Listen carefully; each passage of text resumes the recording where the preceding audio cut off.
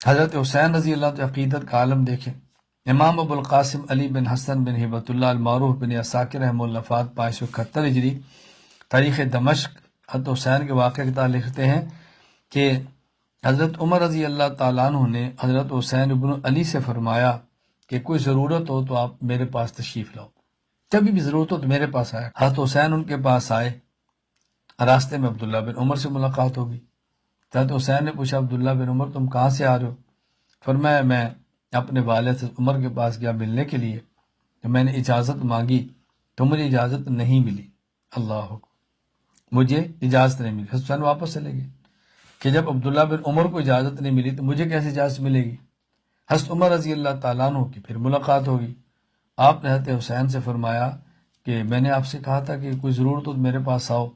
سبحان اللہ، ما منع کا یا حسین و انتاتینی، یا حسین تم ہمارے پاس کیوں نہیں آتے؟ حضرت حسین نے عرض کی، فرمایا قد اتیتک کا، میں آپ کے پاس آیا تھا، ولیکن اخبرنی عبداللہ بن عمر انہ لم یؤذن، سبحان اللہ، لم یؤذن لہ علیک، تو ان کو اجازت نہیں ملی ملاقات کی، فرجعت میں واپس آ گیا۔ یعنی میں آیا تھا، آپ کے بیٹے سے ملاقات ہوئی، ان کو ملاقات کی اجازت نہیں ملی تو میں واپس ہو گیا کہ جب ان کو نہیں ملی مجھے کیسے ملے گی؟ حضرت عمر فرمانے لگے وَأَنْتَ عِنْدِي مِثْلَ، أَنْتَ عِنْدِي مِثْلَ، اللہ کیا پیارے جملے ہیں۔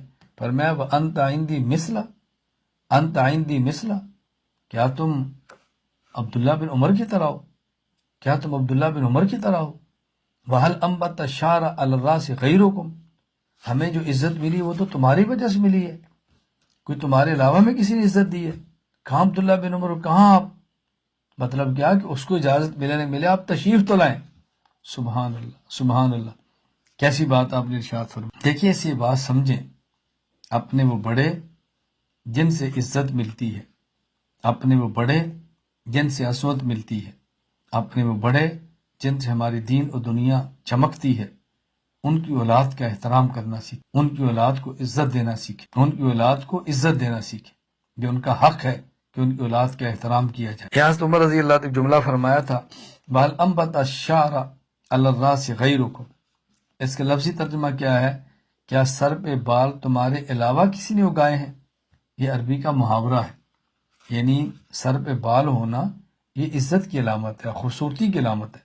تو یہ فرمایا تھا کہ یعنی عربی کا محاورہ ہے، جب کسی کو عزت دے تو کہتا ہے کہ سر پہ بال کو تمہارے علاوہ تو کسی نے نہیں دیے، تمہاری وجہ سے ہمارے سر پہ بال ہے، یعنی تمہاری وجہ سے ہماری عزت ہے۔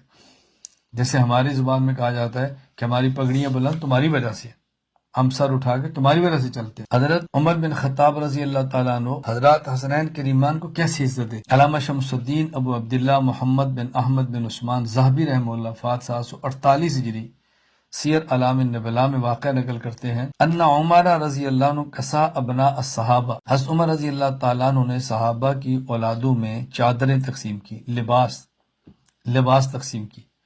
وَلَمْ يَكُنْ فِي ذَلِكَ مَا يَصْلُحُ لِلْحَسَنِ وَالْحُسَيْنِ، حضرت عمر کی رائے میں کوئی ایسا لباس نہیں تھا جو حسن و حسین کی شان کے لائق۔ فَبَعَثَ إِلَى الْيَمَنِ، آپ نے مدینہ منورہ سے یمن بندہ بھی، فَأُتِيَ بِكِسْوَةٍ لَهُمَا، اور ان کے لیے اسپیشل وہاں سے کپڑے منگوائے۔ فقال الآن طابت نفسی، جب یہ لباس وہاں سے تیار ہو کر آیا فرمایا اب میرا دل خوش ہوا، ان شہزادوں کے لباس اب ملا ہے۔ کس طرح احترام تھا رسول اللہ صلی اللہ علیہ وسلم کی اولاد